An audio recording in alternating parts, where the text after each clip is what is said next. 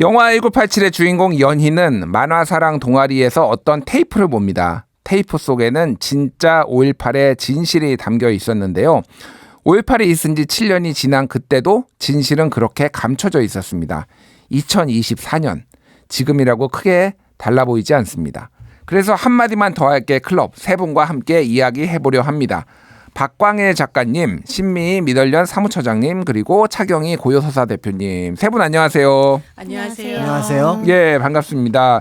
일단 두 분은 지난번 저희 이제 방송에 출연을 하셨고 신미희 처장님은 처음 오셨는데 그래도 오늘 처음 듣는 분들이 있으니까 좀 각자 소개를 해주셨으면 좋을 것 같습니다. 일단 먼저 신미희 처장님부터. 네. 저는 언론 권력을 감시하는 시민단체 민주언론시민연합의 사무처장 신미희라고 합니다. 저희 민원연은 1984년 당시 강제 해직된 언론인들 중심으로 만들어진 단체고요. 지금은 이제 시민들이 중심이 돼서 시민을 위한 언론을 만들기 위한 다양한 활동을 하고 있는 곳입니다. 예, 5.18 당시 그리고 이후에 언론들이 어떻게 보도했는지를 아마 오늘 많이 말씀해 주시리라 믿고요. 그리고 박광일 작가님. 네. 예. 저는 이제 사건 역사 현장을 좀 찾아다니고 있습니다. 그래서 그것을 기획문으로 쓰거나 또 때에 따라서는 어떤 사건을 대중들에게 소개하는 글을 쓰고 있기도 한데요. 그래서 이제 오늘은 아마 이제 광주에서 있었던 1980년의 역사를 많은 분들하고 현장의 이미지와 함께 많은 분들과 나눠보려고 이제 오늘 이 자리에 앉았습니다. 예, 감사합니다. 그리고 차경희 고요서사 대표님. 네, 저는 용산구 해방촌이라는 동네에서 아주 작은 문학서점 고요서사를 운영하고 있고요.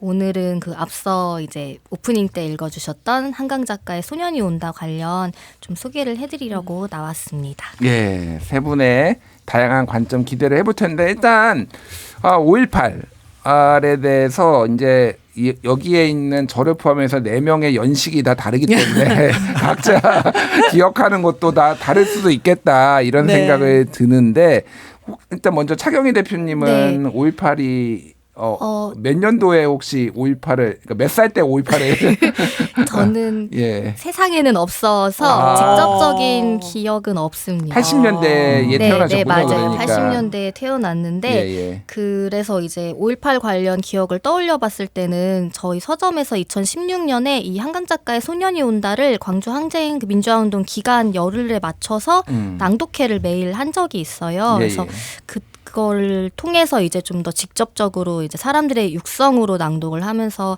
좀 더 깊이 있게 좀 그거를 생각을 하게 되는 계기가 됐고 그 낭독회 끝나고 그 5.18 민주화운동 기념관을 방문을 해서 내가 조금 더 이거를 알아야겠다라는 생각을 그때 좀 결정적으로 하게 된 기억이 있습니다. 아, 그렇군요. 이제 이게 젊은 순서대로 본인의 경험을 얘기하면 좋을 것 같네요. 저는 이제 74년에 태어나서 초등학교를 81년에 이제 들어가서 86년에 이제 초등학교에서 87년에 이제 중학교를 갔는데 그 80년 당시의 기억은 없어요.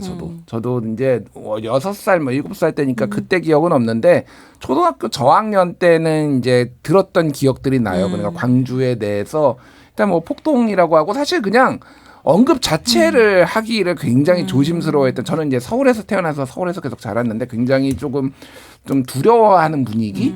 근데 저희 부모님이 이제 호남 출신이에요, 두 분 다. 그래서 그거를 이제 얘기를 하는 거 들었던 기억들 뭐 이런 것들이 있는데 약간 굉장히 하여간 너무너무 조심스러워했던 그런 것만 좀 기억 속에 좀 남아있고 물론 이제 중학교, 대학교, 고등학교, 대학교 가면서 많이 이제 불법 테이프 이런 것들 보면서 깜짝 놀라고 사진전 보면서 놀라고 뭐 이랬던 기억이 납니다. 두 분 중에 어느 분이 더 연장자인지 제가 확실치가 않은데. 네, 제가 먼저 말씀을 드리겠습니다. 제가 이제 그 아까 초등학교라고 얘기하셨는데 사실하고 좀 다를 것 같고요. 국민학교. 죄송합니다. 약간 세탁을 한번 해보려고 했는데. 네, 그 국민학교 이제 제가 4학년이었는데 그때 이 광주와 관련해서는 이제 광주 사태라는 이름으로 워낙에 이제 신문에 많이 소개가 됐었고 사실은 그 사건은 저나 저희 집에는 전혀 영향을 끼치지 못했고 오히려 그것보다 한 6달, 7달 전에 있었던 11.6이 이제 굉장히 저한테는 인상적이었어요. 그러니까 그때 이제 박정희 대통령이 시해당했다는 얘기를 듣고 우리 집의 어르신들 특히 이제 할머니가 우시더라고요. 그러니까 이제 굉장히 그게 이제 큰 사건이었는데 그때 이제 많은 사람들이 북한이 쳐들어올 거다. 라는 상황에서 그리고 이제 몇 달이 지났는데 광주에서 사태가 일어났고 이 사건이 국가 안보의 위기가 될 수 있다라는 톤으로 방송과 신문을 통해서 들여왔을 때 어린 나이였지만 그 당시 뭐 거의 이제 뭐 신문도 사실은 이제 그때 방학 숙제용으로 조금씩 볼 정도였으니까 그런데 이제 거기에 몇몇 등장하는 낱말들이 굉장히 좀 충격적이었고 그래서 공포스러웠고 빨리 저 문제가 해결이 됐으면 좋겠다라고 생각을 했던 거였고요. 실제로 그 시기가 이제 그 서울에서 굉장히 드물게 최루탄 남세가 막 그 퍼지던 시기였었거든요. 예, 예. 그러니까 5월 14, 15, 16이었는데 전 날짜까지는 기억이 안 나는데 그 시기가 굉장히 그러니까 시끌시끌했었던 그런 어떤 기억들이 남아 있습니다. 우리 처장님은 어떠신가요? 제가 우리 선생님보다 2살 연상이네요. 예, 아주 네. 자연스럽게 순서대로 됐어요. 예. 저는 국민학교 6학년이었죠. 근데 저랑 똑같네요. 제가 5학년 때 그 79년 그 박정희 예. 전 대통령이 사망했을 때 저희는 다 단체로 조문을 갔어요. 예, 갔는데 막 다 우는 거예요. 근데 5학년밖에 안 됐는데 나는 뭔지 모르는데 같이 울었어요.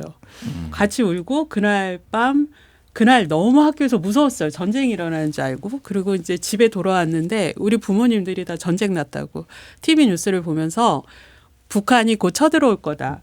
이랬던 너무나 무서웠던 그 밤이 기억이 나고요. 이 80년 광주 같은 경우는 그때 TV 뉴스로 잘 보도가 안 됐어요. TV에도 잘 안 나왔고 맞아요. 그래도 서울에 사셨지만 저는 충청북도의 한 읍에 살았거든요.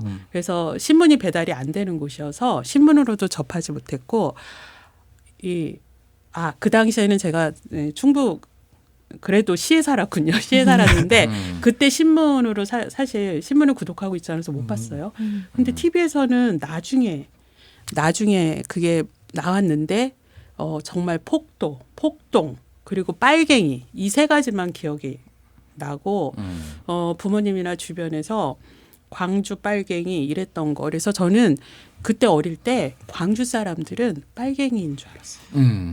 네, 물론 이게 이제 고등학교 때까지 계속됐고 예. 대학을 가서 내가 알던 진실은 다 거짓이었다를 너무 가슴 아프게 깨닫게 되죠. 예.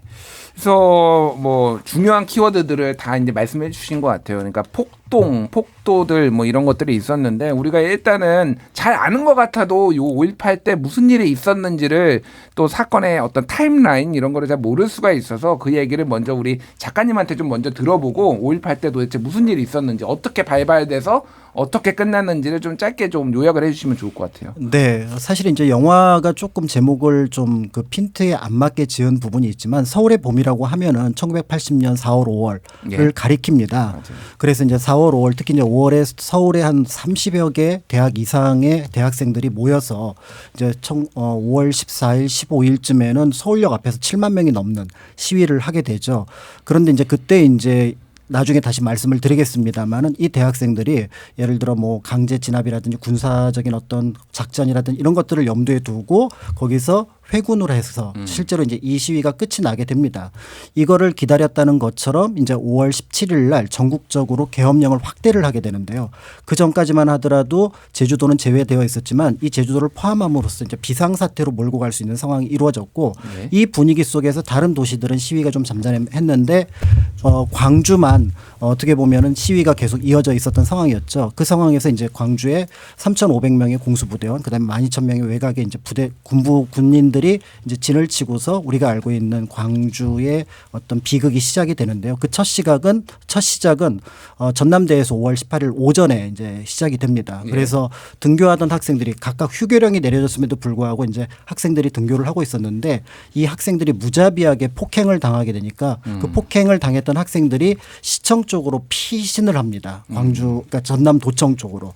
그리고 나서 그 피해했던 학생들을 보고 이제 광주 시민들이 꽤 분노를 해서 그래서 이제 광주시에 모여 있었던 상황이 1980년 5월 18일 한 2시 정도였었는데 3시 정도부터 이제 공수부대원들이 광주 도심으로 직접 이제 들어오게 되는데 이때 이제 진압작전이 우리가 알고 있는 어떤 시위하고도 비교할 수 없을 정도로 잔인했습니다. 그래서 이거는 보통 강경 진압이라기보다는 살상과 폭행이라는 말이 조금 더 적절할 정도였었고요.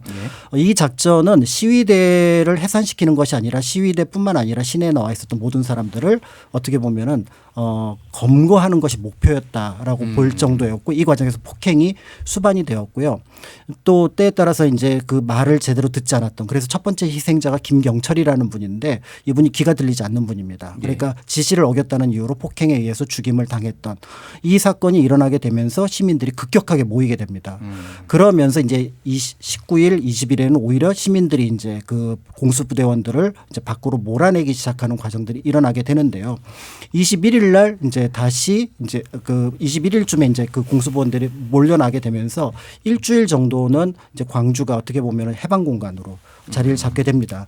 그렇지만 이제 많은 드라마나 영화에서 나오는 것처럼 5월 27일 그러니까 앞에 첫 작전은 화려한 휴가였지만 5월 27일 작전은 상무충정 작전이었는데 이 작전이 도청에 진을 치고 있었던 광주 시민들을 무력으로 진압하는 즉 살상을 염두에 두고 무력으로 진압하는 과정에서 우리가 알고 있는 광주 민주화 항쟁이 끝이 나게 되고요.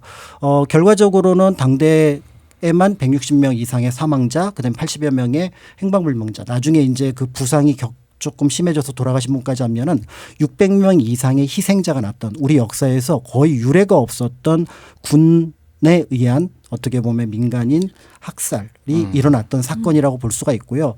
결국 이 사건이 이제 우리가 얘기하는 광주 민주항쟁 또는 광주 민중항쟁 5.18 광주 민주화운동이라고 부르는 1980년 5월 18일부터 27일까지 있었던 사건이라고 볼 수가 있습니다. 예, 굉장히 진짜 요약을 잘해 주시네요. 역시 작가님이. 예. 그러니까 5.17 이제 개헌부터 시작을 해서 거기에 이제 다시 한번 우리가 어떻게 찾은 민주주의인데 이거를 다시 군사 정권이 들어서냐 이거에 대한 반발이 이제 사실 전국에도 다 있었지만 특히 이제 광주 지역에서 세게 이제 어떤 시위가 일어났고 이거를 이제 무력으로 진압하는 과정 결국은 어떤 독재 정권을 좀 군사 독재 정권을 정당화하기 위해서 그리고 또 좀 흔들리지 않기 위해서 이렇게 된 건 아니냐 이런 평가가 있을 것 같은데 당시에 그 택시 운전사 영화 택시 운전사를 네. 봐도 그렇고 언론에서도 굉장히 많은 관심을 가지고 특히 외신들도 그렇고 이제 가서 보도를 하기도 했지만은 말씀하셨다 아까 전에 신미 처장님 말씀하셨다시피 이게 잘 보도가 안 됐어요. 네. 예, 언론들 이제 결국은 폭도다 뭐 이런 식으로 보도가 됐는데 당시 언론들은 이거를 어떻게 보도를 하게 됐고 저 보도 내용은 어땠는지 좀 설명해 주시겠습니까? 네. 당시에 광주에는 이른바 이제 내신이라고 하는 국내 언론들이 있었고요. 그다음에 예. 외신이 있었죠. 근데 국내 언론들은 80년 5월뿐만이 아니라 이미 79년 박정희 대통령 사망 이후에 11월에 계엄이 선포가 되잖아요. 그리고 체교와 권한 대행이 대통령으로 이른바 체육관 선거라 해서 통일 주체 국민회의에서 이제 간접 선거로 대통령이 되고 그 이후에 언론에 대해서는 이제 검열, 사정 검열 이런 것들이 실시가 되면서 제대로 보도하지 못하는 상황이 이미 되고 있었어요. 그래서 서울의 봄이라 불리는 그 1980년 3월, 4월 이때 언론계에서도 언론 자유 보장하라, 사정 검열 철폐하라 이런 운동이 벌어지고 일부에서는 제작 거부 움직임까지 있던 시기에 이른바 이제 광주 민주화 운동이 일어난 거고 거기 현지에 있던 기자들이 취재를 하고 송고를 하지만 기사로 지면에 실리지 못하고 TV 뉴스로도 나오지 못하게 되는 거죠. 그리고 지금도 그 당시에 광주 현장에서 취재했던 기자들 중에 생존해 계신 분들이 있으시거든요. 그 취재 수첩 등이 광주에 가면 그 기록박물관에 역사의 이제 증거로서 전시도 되고 있는데 취재는 다 했지만 지면에 단 한 줄도 실리지 못하는 네, 이런 처참한 상황에서 기자들은 이 진실을 알리기 위해서 노력을 하지만 사실 성공하지는 못하고요. 그래도 외신 기자들이 어렵게 이제 그 촬영한 것들을 외부로 보내고 그런 과정들이 영화에서 그 택시 운전사라든지 이런 통해서 얼마나 그 외신 기자들이 취재한 게 외부로 보내는 것도 어렵게 보내지는지가 보여지죠. 네. 결국 독일이라든지 뭐 일본이라든지 당시에 뭐 미국이라든지 이런 기자들을 통해서 겨우 외신을 통해서 이제 뒤늦게 알려지고 그게 다시 국내로 알려지는 이러한 상황이고 당시에도 언론 보도에 대해서는 국민들 시민들의 불만이 상당했고 왜곡 보도가 이미 문제가 심각했었거든요. 그래서 광주 민주화 운동이 일어나던 당시에 광주에서 그러한 왜곡 보도에 대한 시민들의 불만이 방송사에 불을 그렇죠. 방화 사건으로 돼서 불을 지르고 또 79년, 80년에도 대학생들이 거리 시위에서 왜곡 보도를 하는 신문을 불태우고 이렇게 언론에 대한 불만을 표출하는 일들이 계속됐었죠. 그러니까 뭐 사실상 이제 신군부에 이제 일종의 보도지 짐 같이 있어서 다 검열을 당하니까 제대로 보도할 수는 없었지만은 그래도 말씀하셨다시피 뭐 그 위르겐 이름이 뭐였죠? 위르겐 펜츠 제가 이름을 갑자기 까먹었는데 독일 기자죠. 독일 기자 위르겐 힌츠페터 그분이 이제 택시 운전사에 등장하시는 분인데 그런 외신 기자들이 이제 많이 보도를 한 게 영상으로도 많이 남아 있는데. 언론인들이 뭐 일각에서는 굉장히 비겁했다라고 말씀하시는 분들도 있는데 그 상황에서는 또 최선을 다하신 분들도 꽤 많았던 것 같아요. 그러니까. 그럼요.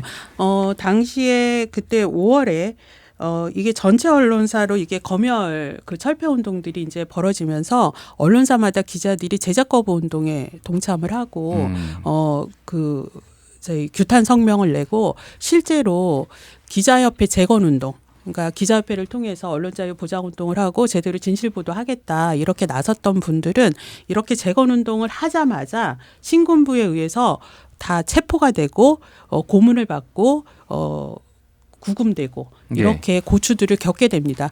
그리고 그 당시에 자유 언론 운동을 주도했던 기자들 같은 경우는 대거 구속이 돼서 많은 고초들을 겪게 되죠. 그렇게 기자들이 노력을 했지만 실제로 이게 보도로 연결되는 건 이미 사주들이 장악하고 있고요. 언론 사주들이 신군부가 이렇게 기자들이 이런 목소리를 내고 제작 거부를 하고 검열 철폐 운동 벌이는 건 언론 사주가 똑바로 관리를 못해서이다. 이렇게까지 당시에 전두환 사령관이 아주 지목을 해서 탄압을 합니다. 그런 사주에 의해서 이런 보도를 진실 보도를 하려는 기자들은 또 대량 해직이 이루어지죠. 1980년대가 언론에게는 정말 암흑의 시기였는데요. 74년, 75년에 동아일보, 조선일보에서 자유언론운동 실천선언을 하던 기자들이 동아일보, 동아방송에서 140여 명, 조선일보에서 33명이 강제 해직이 됐지만 80년도에는 전국에서 1천여 명의 기자들이 강제 해직이 됩니다. 물론 그중에는 뭐 비리나 이런 거를 했다는 기자들까지 섞여 있어서 그 자유 언론 운동을 퇴색시키려고 신군부가 또 무단히 또 그렇게 조작을 하죠. 알겠습니다. 그러니까 뭐 광주일보의 전신인 전남매일신문 같은 경우에는 5월 20일에 이제 공동 사표를 내고 왜 우리는 보았다 사람이 개 끌리듯 끌려가 죽는 것을 두 눈으로 똑바로 보았다 이런 식으로 이제 성명도 발표했던 게 이제 알려져 있고. 말씀하셨다시피 이제 이게 5.18이 끝난 다음에 1980년 11월에 소위 말하는 언론 통폐합이 이루어졌잖아요. 그렇죠. 그때 이제 이거가 쉽게 얘기하면 언론을 이대로 두면은 위험하겠다. 이제 이런 군부 독재를 하는데 위험하겠다라고 해서 전격적으로 그렇게 여러 언론사들이 통폐합이 되고 해직 기자가 나왔다. 이렇게 보면 될 것 같습니다. 언론 얘기는 잠시 또 얘기를 하고요. 5.18을 다룬 콘텐츠 얘기를 좀 하도록 하겠습니다. 우리 대표님이 아까 전에 이제 말씀하셨다시피 이제 한강 작가의 소설. 이거를 이제 골라오신 소년이 온다를 골라오신 이유가 좀 있을 것 같아요. 이거 내용을 모르는 분도 있으니 짧게 한번 소개를 해주시겠어요? 네, 그 광주 민주화 운동을 다룬 작품들은 그래도 한국 작품들 중에 이제 꽤 있는 편이라고는 할 수는 있는데 뭐 황석영 작가의 오래된 정원 기억하시는 분들도 많을 거고 가장 최근에는 박솔매라는 젊은 작가도 광주가 고향인 이제 작가라서 그 작품 속에 광주와 관련된 대신에 이제 젊은 세대들이 바라볼 수 있는 광주의 이야기들을 좀 다루는 편이에요. 하지만 오늘 한강 작가의 소년이 온다를 아무래도 들고 온 이유는 가장 대표적으로 광주에 대해 알리는데 직접적인 기여를 했을 뿐만 아니라 어떤 당시에 이제 그래도 이제 언론이나 다른 사료를 통해 알려진 것들도 있지만 특징이라고 할 수 있는 거는 가장 여린 존재들이 이제 주인공으로 많이 등장을 해요. 그래서 중학생 소년이라던가 어린 이제 여공이라던가 그런 사람들이 시민의 편에 서서 어떤 일을 했고 어떻게 탄압을 받았고 가혹한 일들을 겪었는지를 중심으로 이야기가 되고 있는데 군인들에 대한 이야기나 어떤 사회적인 폭력적인 모습의 묘사가 많지는 않아요. 그래서 기본적으로 그들의 아픔에 깊이 공감할 수 있으면서도 따뜻한 시선을 놓치지 않고 광주의 이야기를 다루고 있어서 20대, 30대들은 광주에 대해서 이 책을 통해서 많이 접하는 계기가 된다고 또 알려져 있습니다.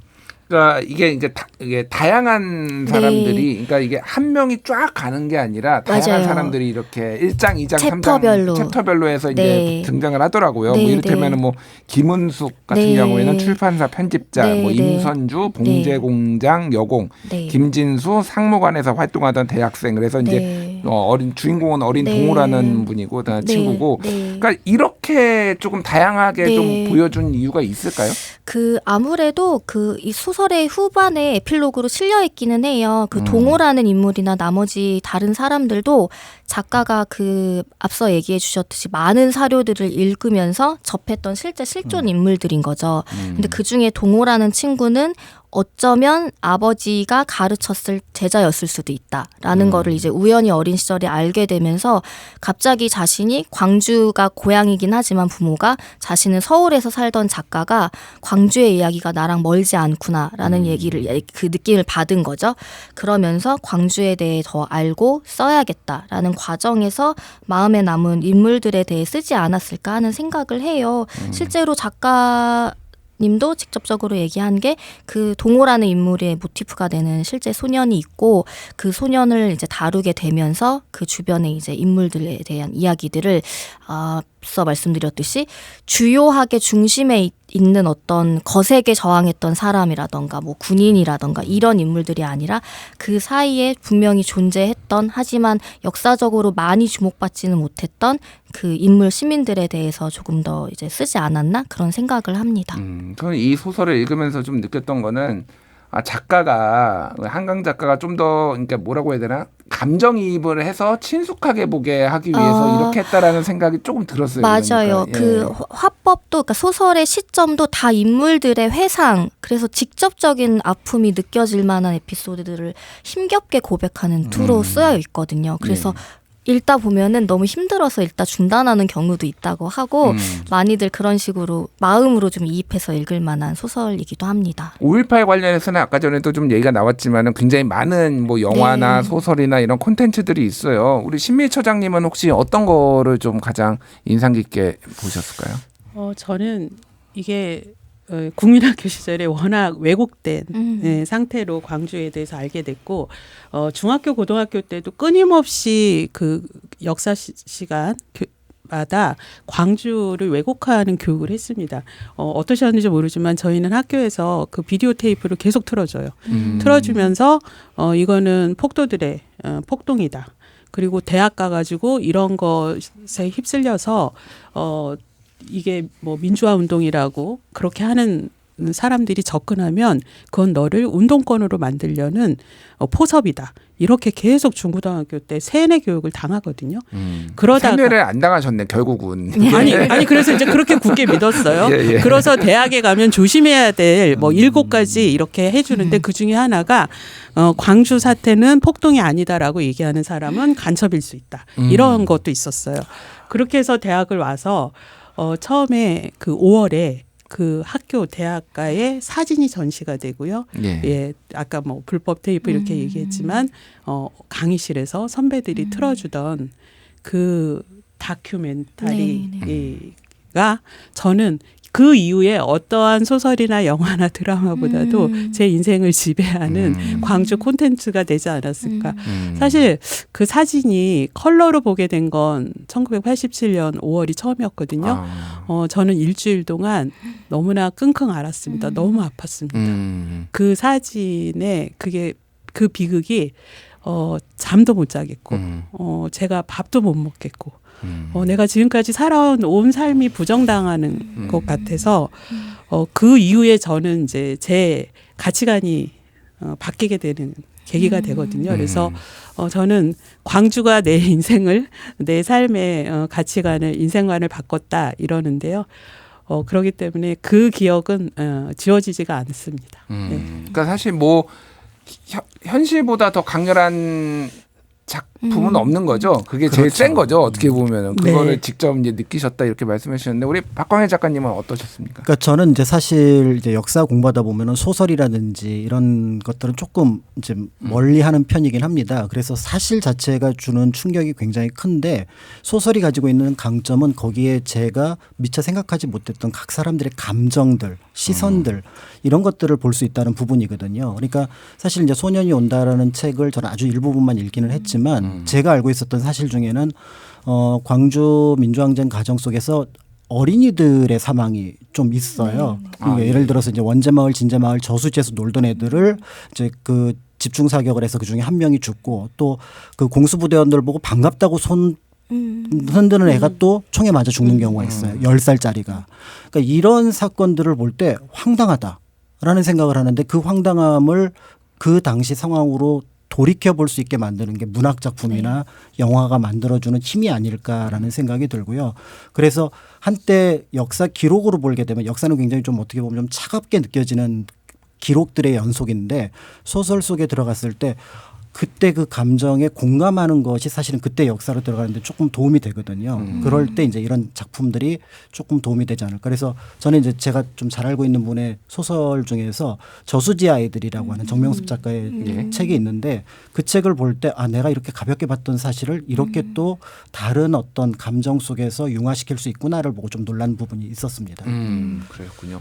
저는 이제 뭐 진짜 여러 작품이 많이 나와 있는데 제일 인상 깊게 봤던 거는 강풀 작가의 이제 웹툰이죠. 네. 26년. 네. 이게 나중에 이제 영화로 펀딩해가지고 영화로 만들어졌는데 3년이나 흘러서 제목을 29년으로 바꿨다가 도로 맞아요. 원작이 26년이라서 뭐 돌아온 것도 있는데 그러니까 제가 원했던 거는 화끈한 복수였던 것 같아요. 그러니까 이게 이 슬픔과 이런 뭐 그런 건 다 이제 알겠는데 저 양반 저렇게 살아있는 게 너무 싫다. 이게 벌써 이제 그 한 10년 됐네요. 벌써 10년이 넘었는데 이게 사람들도 그런 마음을 가지고 있지 않았을까. 내가 그게 가장 이제 인상 깊고 좋다기보다는 그냥 흥미진진하게 봤던 거는 그 극 자체가 워낙 이제 탄탄하게 스릴러처럼 구성이 된 것도 있지만은 실패는 하지만은 성공하는 듯이 이제 미완성의 열린 결말도 있지만 결국은 그 과정 자체가 정말로 몰입감을 그리고 내가 복수를 하는 것 같은 약간 그런 느낌. 많은 분들이 그래서 뭐 전두환 씨한테 굉장히 많은 분노와 이런 것들을 가지고 있지 않았을까 그런 생각이 들어요. 예. 미성숙하다 그 생각도 듭니다. 이게 예수님의 마음처럼 다 용서하고 그래야 되는데 왜 복수를 나는 이렇게 하고 있을까. 뭐 그런 생각도 좀 생각을 해봤습니다. 한 가지 혹시 더 붙이고 싶은 거는 그 말씀 들으니까 생각나는 게 복수하거나 뭔가 직접적인 역사적인 스토리텔링을 하는 것도 굉장히 중요한데 이 책을 가장 잘 설명해 줄 수 있는 문장 중에 소년이 온다. 네네 소년이 온다에서 그 당신이 죽은 뒤 장례식을 치르지 못해 내 삶이 장례식이 되었습니다라는 이 소년이 온다 안에 희곡으로 등장하는 대목에 이제 검열을 당해서 까맣게 수처럼 지워진 문장 중 하나가 있어요. 그러니까 이 책 자체는 많은 소설들이 그러한 역할을 하는 것처럼 그 사람들을 기억하는 행위, 애도하는 행위, 그거에 대한 사람들을 좀 참여시키는데 이 작품의 의미가 좀 더 있지 않을까 하는 생각을 합니다. 예, 소년이 온다 꼭 한번 다들 우리 청취자분들 읽어보셨으면 좋겠고요. 다음으로 넘어가겠습니다. 이제 역사의 테이프를 뒤로 감는 시간을 한번 가져보려고 하는데요. 역사에 이러한 일이 없었더라면 5.18을 겪지 않을 수 있지 않았을까 이런 가정법을 한번 해보는 것 같은데요. 일단은 가장 이제 아까 전에도 잠깐 얘기가 나왔는데 서울역 회군 이제 80년 4월이었나요? 5월이죠. 5월이죠.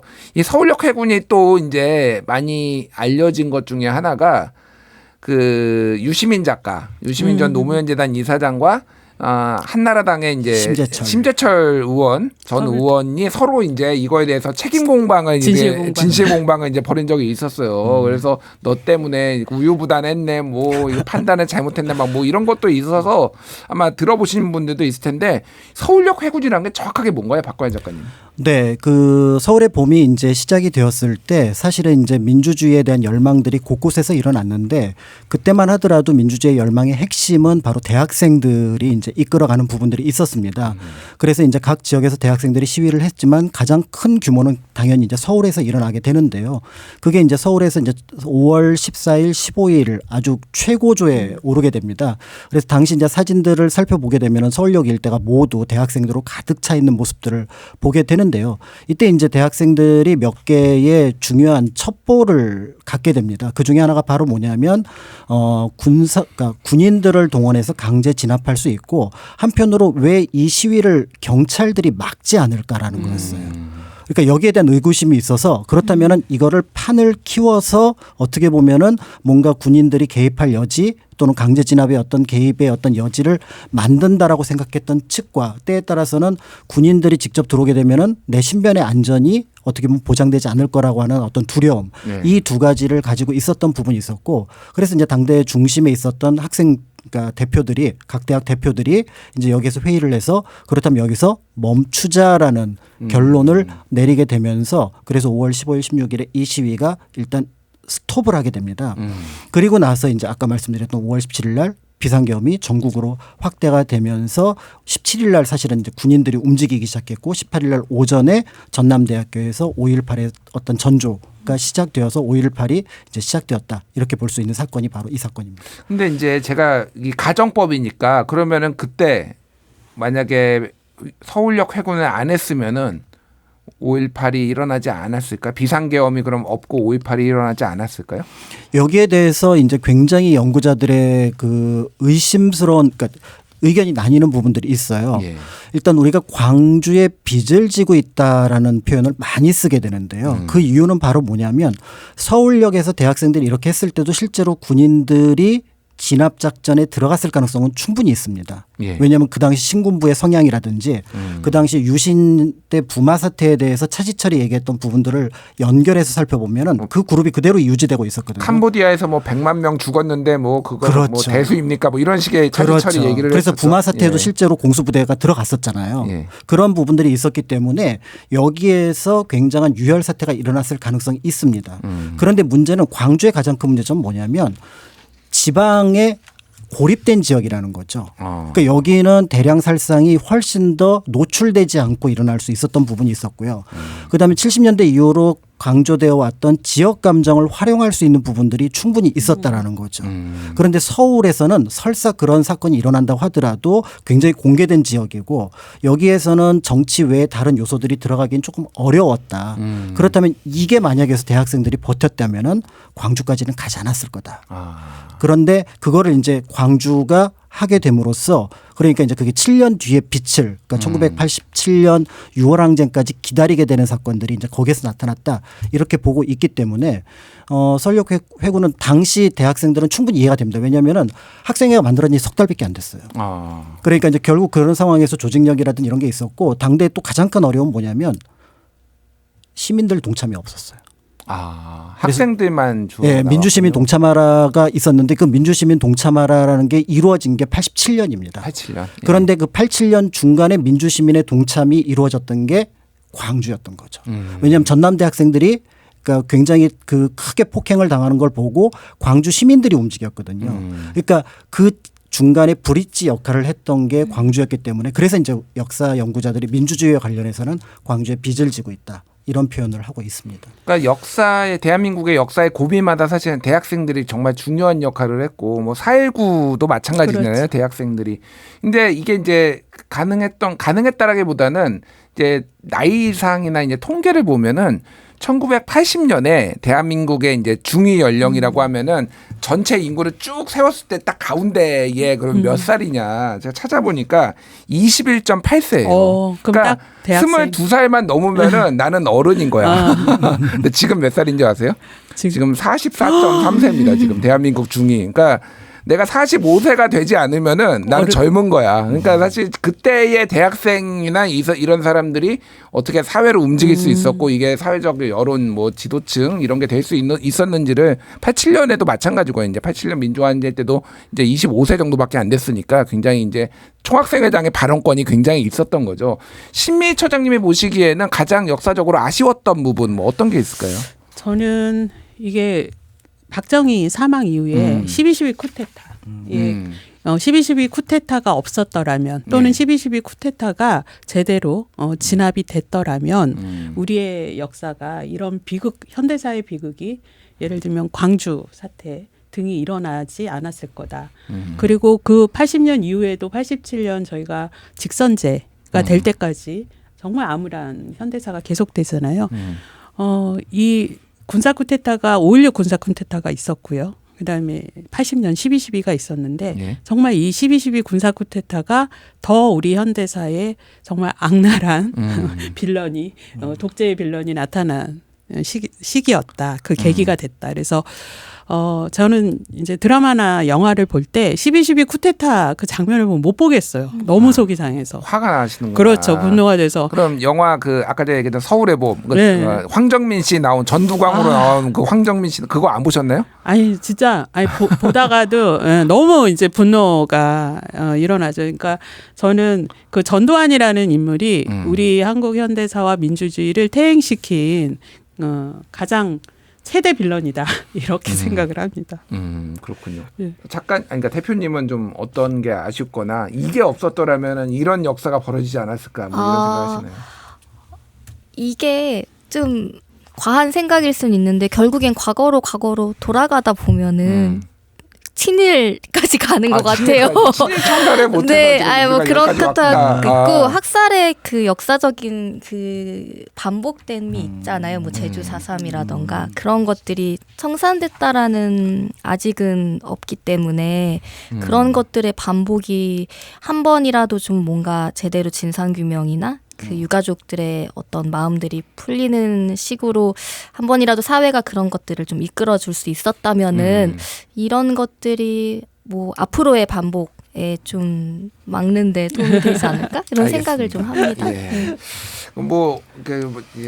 고조선까지 올라가야 잘못하면 어쨌든 굉장히 많은 것들을 좀 아쉽게 우리가 생각하게 하는 건데 자 이제 현재 얘기로 다시 돌아와 보겠습니다. 이제 특히 이제 콘텐츠 얘기를 좀 해야 될 것 같은데 5.18에 대해서 잘못된 왜곡된 이런 것들이 반복적으로 또 콘텐츠 유튜브나 이런 데 나오다 보니까 최근에 굉장히 좀 우려스러운 거를 제가 좀 발견을 했는데 로블록스라는 이제 샌드박스 게임 이게 그러니까 스스로 이제 게임을 만들어 나가는 뭐 이런 건데 여기에 5.18을 왜곡한 내용의 게임이 올라와서 문제가 됐습니다. 그렇죠. 그래서 문제가 된 게임은 1980년 5월 광주 금난로를 배경으로 해서 이용자가 정부 혹은 시민군을 선택해 진행하는 건데 시민 폭동을 막으라는 공지에 따라 군인과 경찰이 뭐 죽도와 곤봉, 총을 이용해 시민들을 살상하는 내용 이런 것들을 이제 이용자가 만들어 가지고 이걸 하는 거거든요.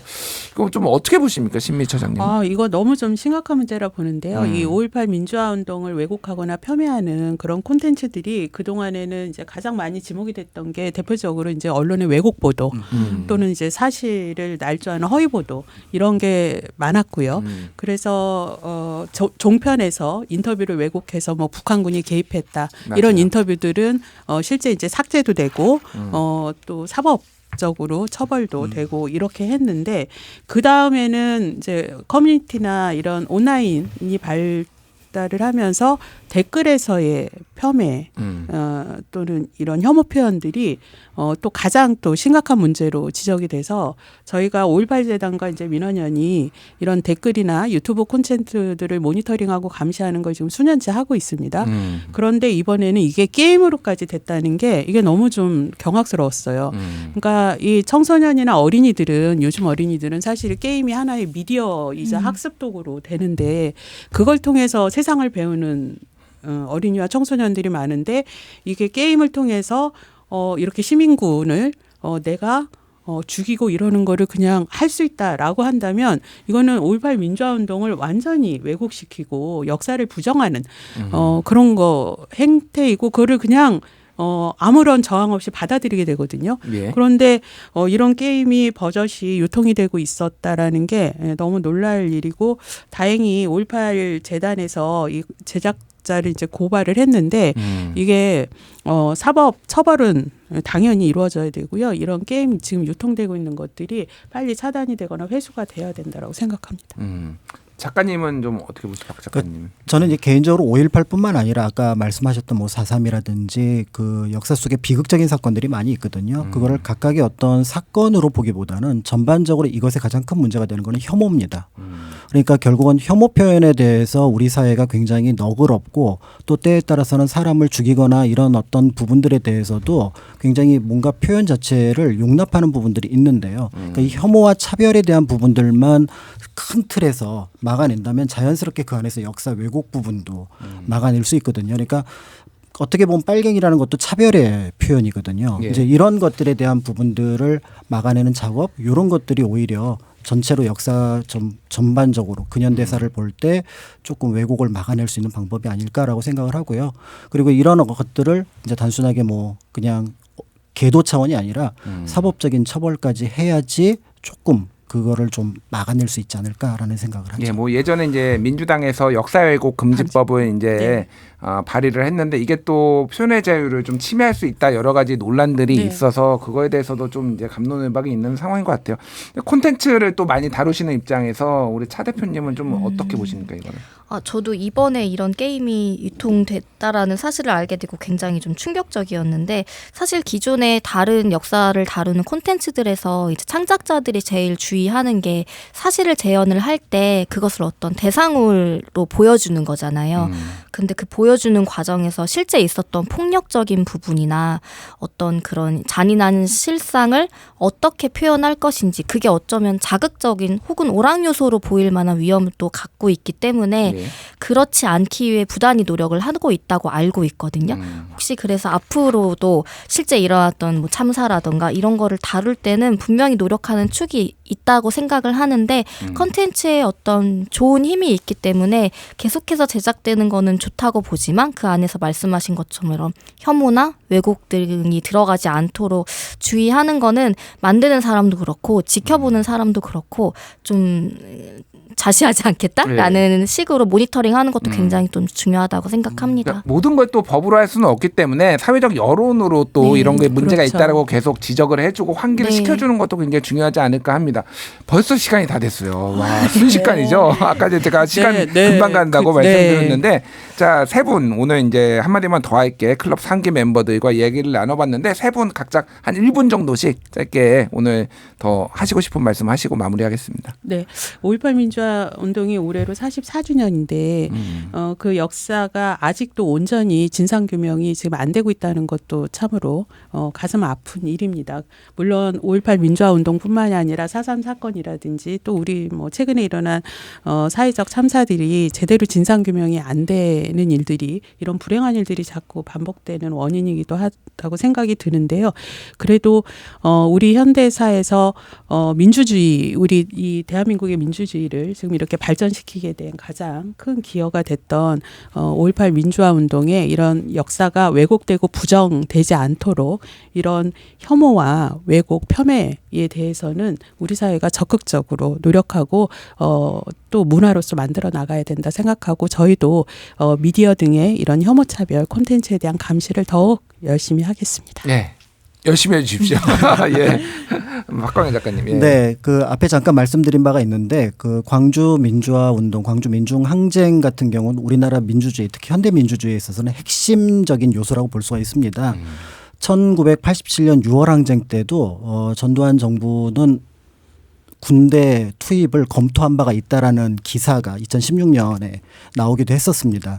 근데 그때 그 군대 투입을 하지 못했던 이유는 1980에 있었던 광주의 것들이 굉장히 큰 압박으로 다가왔고요. 특히 이제 미국이라든지 시민사회 압박이 굉장히 크다라는 걸 알고 있었기 때문인 거죠.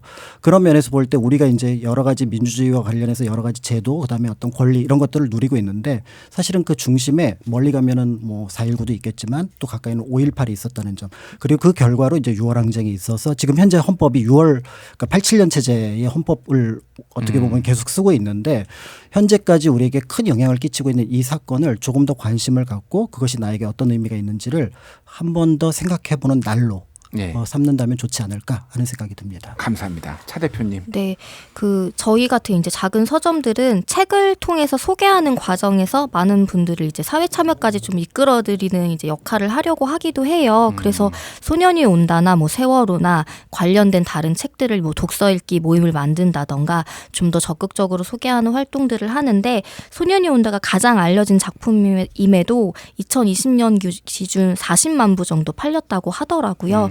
근데 성인 독서층 인구가 굉장히 많잖아요. 네. 그 안에서 여전히 40만 부라는 건 굉장히 미미한 숫자라는 물론 의미 있지만 적은 숫자라는 게 좀 안타깝기도 하고 20, 30대 더 어린 세대들은 5.18이 아직은 여전히 먼 자기와 이제 현실적으로 떨어져 있는 거라고 생각이 들 텐데 책을 통해서든 다른 콘텐츠를 통해서든 자기의 일과 가까운 일로 좀 여길 수 있는 계기들이 마련이 되면 좋겠다는 생각을 오늘 했습니다. 네, 저는 짧게 말씀드리면 우리가 뭔가 이렇게 비판도 하고 평론도 할 수 있는 거는 우리 5.18 광주 민주화 항쟁 덕분이 아닌가 그 생각을 합니다. 네. 한마디만 더 할게 클럽 3기 멤버들과 함께한 시간 오늘 여기서 줄이도록 하겠습니다.